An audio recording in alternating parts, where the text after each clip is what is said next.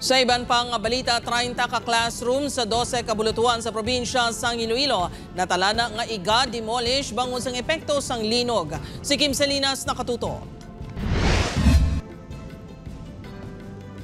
Dalag ko ang mga litik sa dingding, kag pag-usmod sang salog.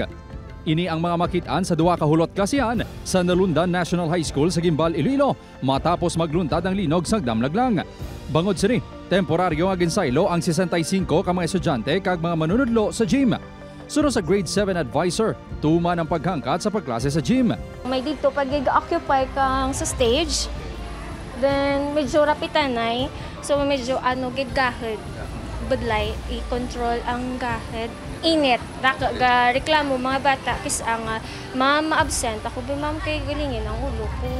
Sunod sa principal sa Bulutuan, madugay na sang na-identify ang duwa ka classroom nga gulubon.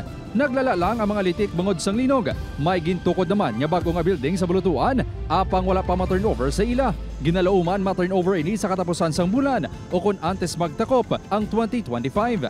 Ang sa second sem ni nga palabuton by November 3, ang aton nga mga kabataan, may strategy ita nga pag-oberhon wherein nga i-merge naton siya ang duha ka section sang grade 7. They will belong to one classroom lang kay maigo man sila. Magluwas sa duha ka hulot klasihan, ginamonitor man ang structural integrity sang kaiping nga HE building.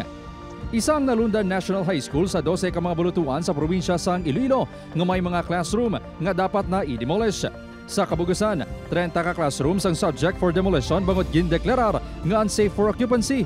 Sa datos sang Schools Division of Iloilo, 3 ka bulutuan ang yara sa Gimbal kag istansya, 2 sa Banate kag tag-1 sa Pototan, Barotac Viejo, Ahoy kag Biag-a West.